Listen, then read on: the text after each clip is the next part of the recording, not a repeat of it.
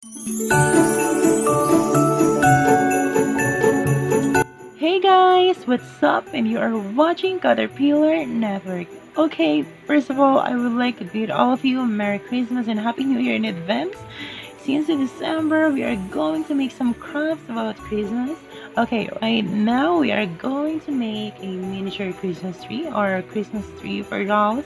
So we will be needing a green colored paper, scissor, glue stick and glue gun, stick, and you can use some beads for the Christmas balls. And I'm gonna use this cute little flower for the stars of the Christmas tree and glue. And don't forget the glue gun.